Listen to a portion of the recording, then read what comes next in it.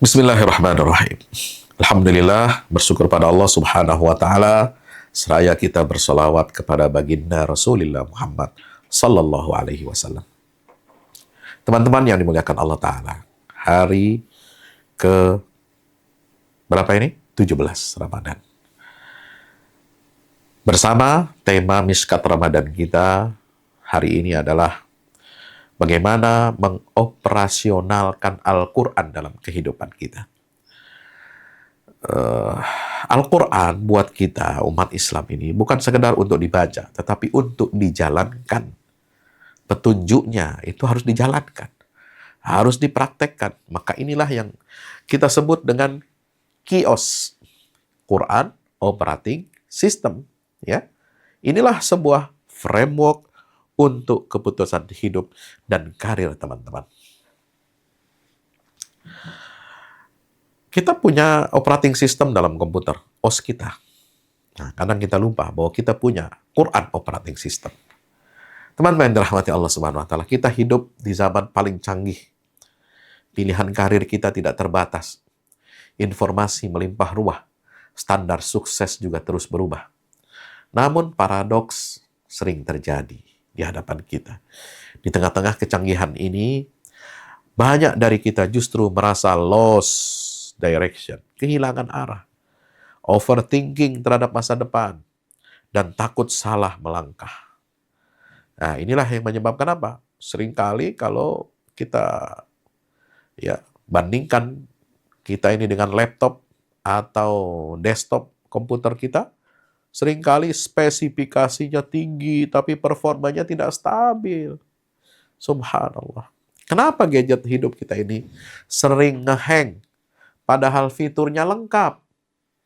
Ada pertanyaan begitu.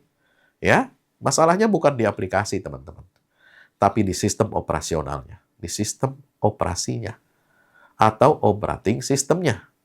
Hidup kita bekerja seperti smartphone.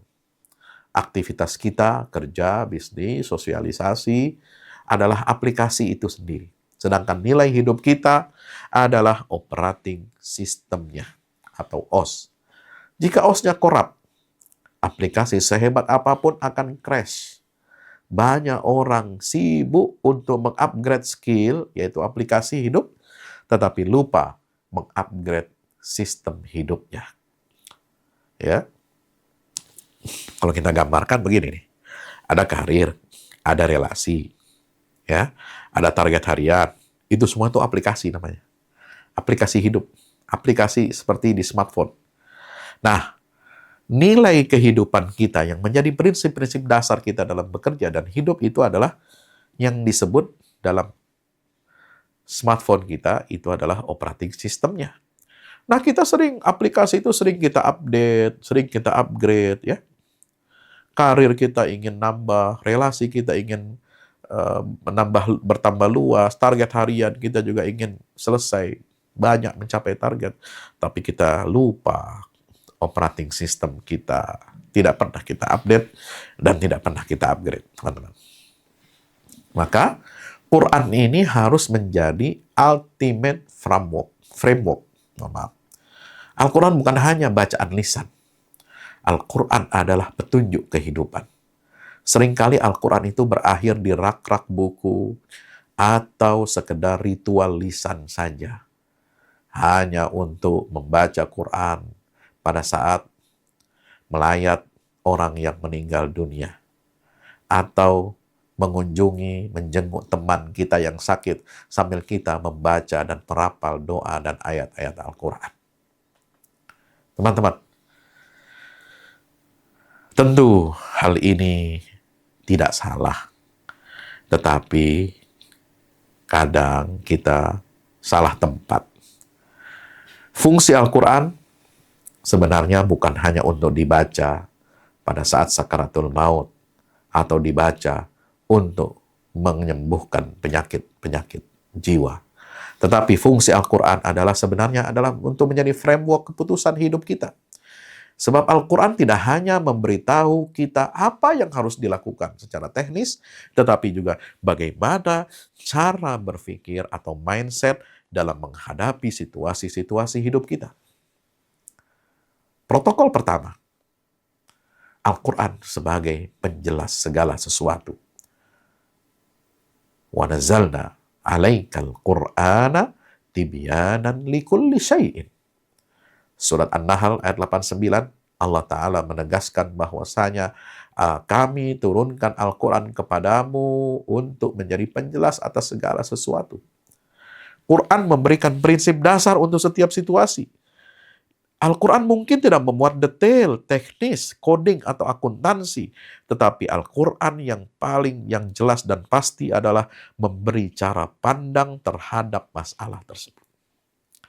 Saat menghadapi konflik kerja, saat kita menentukan prioritas, saat kita memilih antara sukses yang instan atau integritas jangka panjang, Al-Quranlah yang memberikan jawaban dan penjelasan serta kalibrasi yang sangat akurat. Protokol yang kedua, Al-Quran sebagai OS atau operating system adalah jalan yang paling lurus. Allah Ta'ala berfirman, Inna hadzal Qur'ana yahdi lillati hiya aqwam wa yubashshirul mu'minina alladhina ya'maluna as-salihat anna lahum ajran kabira. Sungguhnya Al-Quran ini adalah dia memberi petunjuk kepada jalan yang paling lurus. Artinya apa? Sistemnya stabil. Itu makna yang paling lurus. Ya, coba perhatikan kata yang paling lurus, aqwam itu. Ada banyak jalan menuju sukses. Benar, kita akui. Banyak jalan menuju sukses. Tapi tidak semuanya membawa ketenangan. Ruwet. Orang sukses tapi nipu. Orang jadi presiden, tipu-tipu. Ya, orang jadi pengusaha, jadi pejabat hebat, sukses dimaknai oleh masyarakatnya, keluarnya sukses. Tapi dia tidak membawa ketenangan, berujung pada jeruji penjara, berujung pada penghakiman massa, berujung kepada rusaknya dan tercemarnya nama baik keluarga sampai anak cucu kita. Apakah itu yang kita inginkan? Tentu tidak. Perhatikan lagi protokol Al-Quran sebagai metode jalan yang paling lurus untuk mencapai kesuksesan. Inna hadzal Qur'an yahdi lillati hiya aqwam. Surat Al-Isra ayat 9. Quran membawa kita menuju kesuksesan tetapi dengan ketenangan yang unlimited. Karir yang bagus, teman-teman, itu belum tentu sehat secara batin. Ambisi yang tinggi belum tentu bermakna. OS ini mengarahkan kita pada rute yang paling sehat, paling lurus, dan paling lancar untuk jiwa kita. Sebab sukses karir tanpa mental breakdown. Inilah yang diinginkan oleh Al-Quranul Karim. Kita sukses karir kita, tapi tanpa mental kita yang rusak atau breakdown. Protokol ketiga, Al-Quran itu memberikan apa? Memberikan filter yang cerdas, filter yang canggih. Ya, di dalam surat Az-Zumar ayat 18 Allah Subhanahu wa taala berfirman, teman-teman. Ya, coba kita lihat, cek surat Az-Zumar. Ya, ada mushafnya, teman-teman. Surat Az-Zumar ya, ayat 18. Ya, ini surat Az-Zumar, coba kita cek. Az-Zumar ini setelah surat Shad ya. Nah, di dalam surat ini, mari kita baca. Alladzina yastami'una al-qawla fayattabi'una ahsanah. Ulaika alladzina hadahumullah. Wa ulaika hum ulul albab. Mereka yang sukses adalah mereka yang mendengarkan perkataan lalu mengikuti apa yang paling baik di antaranya. Mereka itulah orang-orang yang telah diberi petunjuk oleh Allah, dan mereka itulah ulul albab, orang-orang yang mempunyai akal sehat. Teman-teman yang dirahmati Allah Subhanahu wa taala. Inilah filter atau penyaringan yang sangat cerdas. Seorang muslim harus memiliki daya saring yang kuat dan cerdas. Harus punya critical thinking dan decision making yang kuat. Ya, Ciri orang berakal, yaitu yang profesional menurut Al-Quran adalah bukan orang-orang yang sekedar ikut tren FOMO atau out, fear of missing out. Takut dia kehilangan momentum, takut kehilangan tren. Atau sekedar merasa ikut mayoritas. Sudahlah, kita ikut saja. Jalan orang banyak itu pasti itu yang benar, itu yang bagus. Ya, padahal belum tentu cocok dengan kita. Ya, ikut mayoritas, orang bilang begini, orang jalan begini, kita ikut-ikutan, nggak punya arah, nggak punya pendirian. Ya, disinilah critical thinking yang ditanamkan oleh Allah dalam Al-Quran. Alladzina yastami'unal qaul. Nggak sembarang kita mendengarkan perkataan, tapi hanya yang terbaik. Kita saring apa yang terbaik dari perkataan manusia, dari ajaran-ajaran yang berkembang dalam dunia manusia, dari ideologi-ideologi yang ada di tengah-tengah manusia. Maka inilah yang akan menghasilkan output keputusan terbaik, teman-teman. Ya. Maka kita harus punya critical thinking. Ya. Dengan cara mendengar, lalu mempertimbangkan, dan setelah mempertimbangkan, kita pilih yang terbaik. Maka mari kita install nilai-nilai Al-Quran di kantor kita. Ya. Bagaimana bentuknya jika operating system ini dijalankan pada jam 9 pagi sampai 5 sore? Mari kita lihat fitur utama dari operating system Al-Quran ini. Fitur yang pertama adalah bug-free performance. Ya, fitur pertama.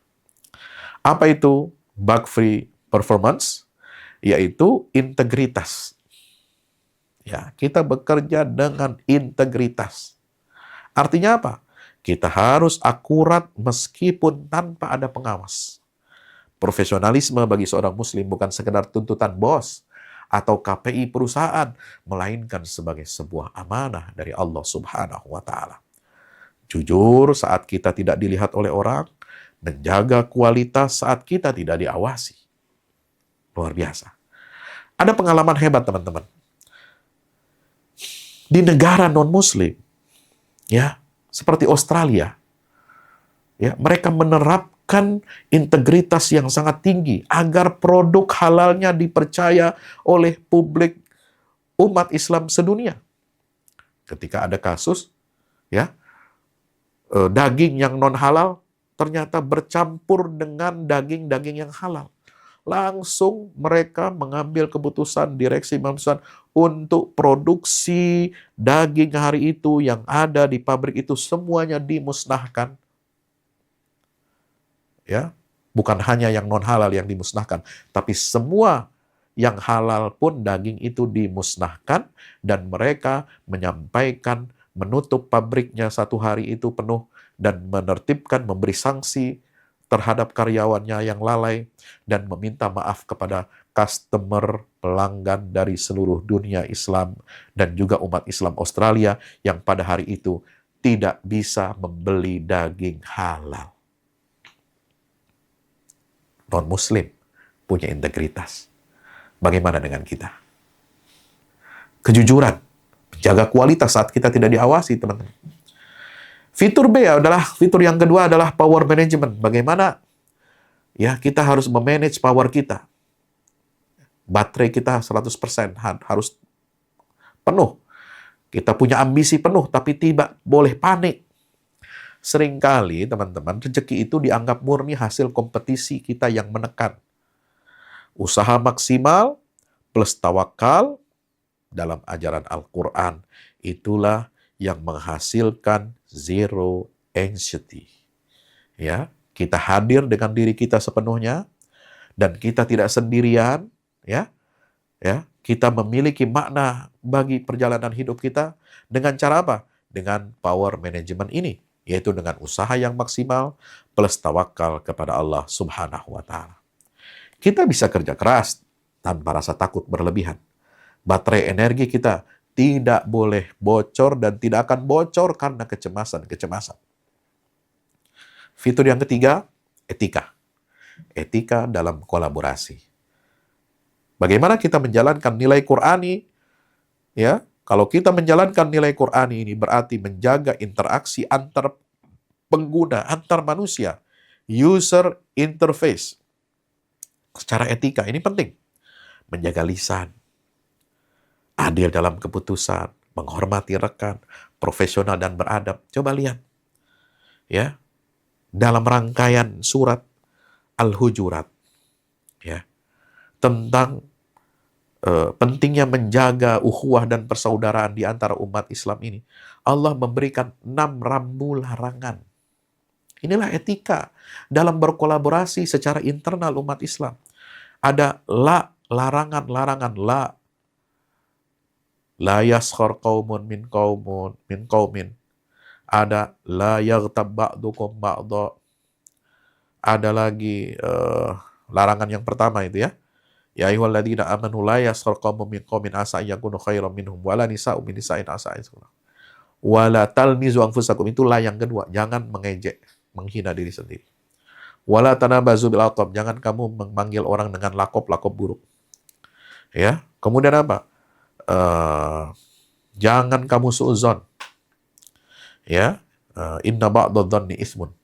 Wala tajassasu, jangan tajassus, mencari-cari aib orang lain. Wala wa yaghtab ba'dukum ba'dhan, yang keenam jangan kamu ghibah satu sama lain, menggunjing orang lain. Itu nilai user interface, ada etika dalam masyarakat, etika dalam berjamaah, etika dalam kolaborasi antar sesama pengguna.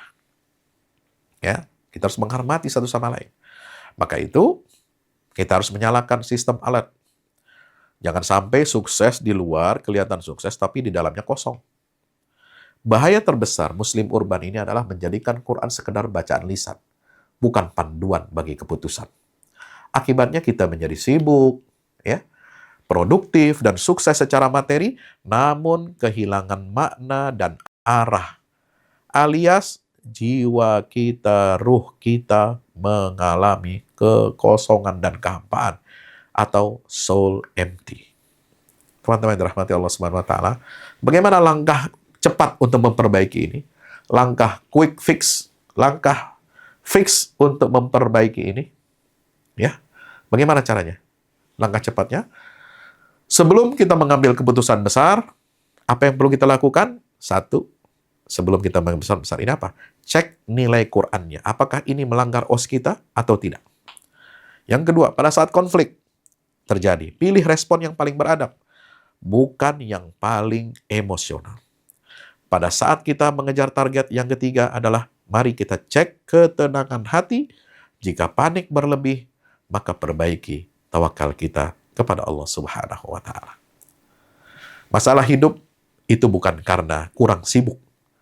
Ya, masalah hidup terjadi karena hidup itu berjalan tanpa sistem.